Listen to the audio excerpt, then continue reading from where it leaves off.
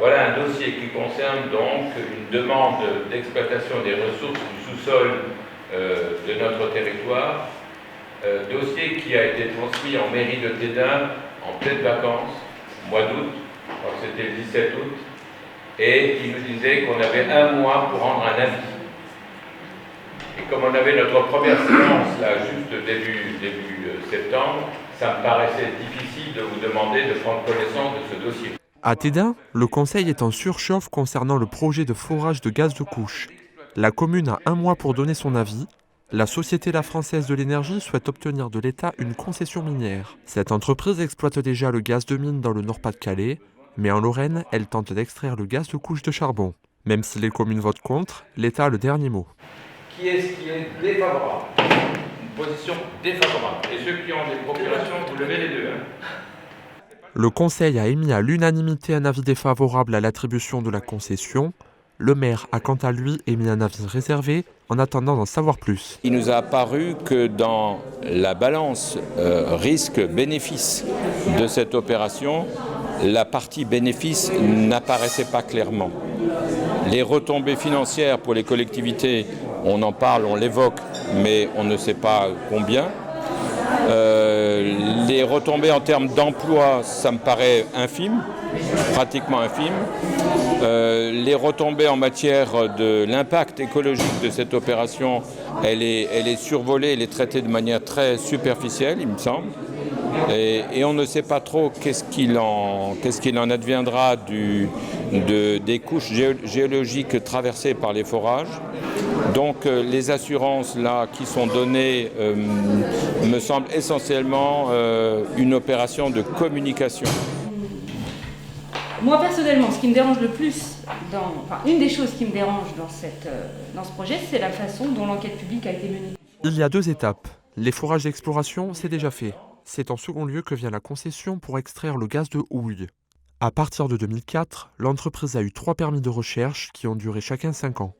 Pour pouvoir continuer ses activités, elle doit maintenant obligatoirement obtenir une concession. L'association Appel 57, quant à elle, ne relâche pas la pression. Mais au fait, c'est quoi le gaz de couche? Il s'agit du méthane contenu dans les couches profondes de charbon, soit entre 1000 à 2000 mètres de profondeur. À quelques exceptions près, partout où le gaz de couche est exploité comme les États-Unis, l'Australie et la Chine, la très controversée technique de la fracturation hydraulique est utilisée.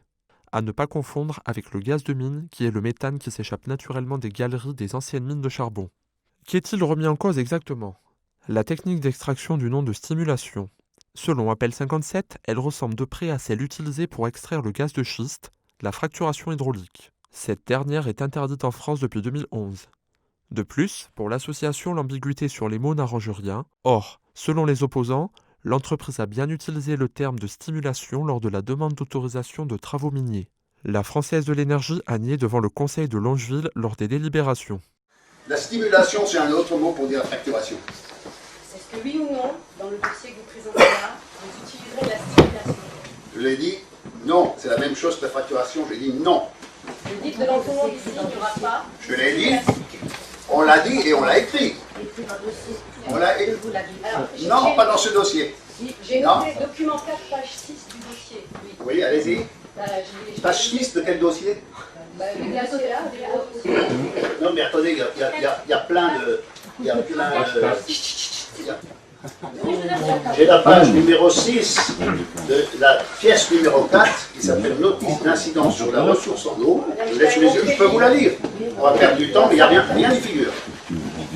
La mise en circulation en surface de fluide lors des tests de stimulation programmés. En fait, le terme est... le terme est...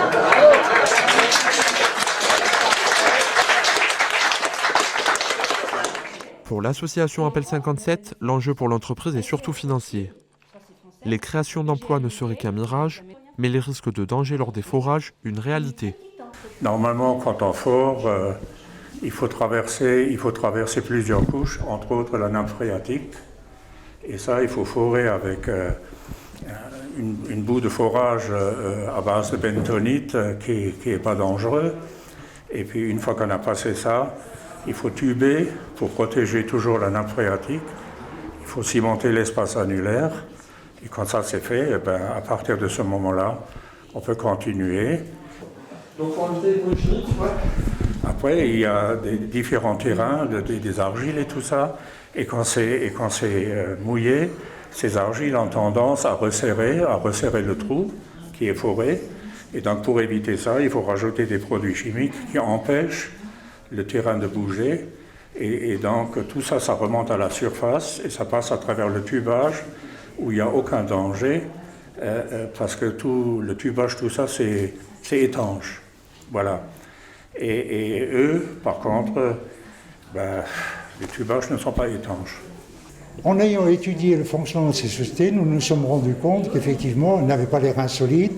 Malgré quelques financiers qui l'ont accompagnée jusqu'à aujourd'hui, elle s'est introduite en bourse. Et grâce à cette introduction en bourse, elle a essayé de trouver d'autres capitaux pour pouvoir survivre. Aujourd'hui, nous pouvons dire la chose suivante, c'est que la société n'a pas les reins assez solides pour continuer à forer des puits. Or, comme elle n'a pas les reins assez solides, comme le PDG est un bon financier, eh ben, il fabrique un montage financier grâce aux réserves de gaz qu'il y aurait dans le sous-sol lorrain. Or, tout le monde sait qu'il y a du gaz dans le charbon. L'État aura le dernier mot. La Française de l'Énergie a, quant à elle, refusé notre demande d'interview sur le sujet.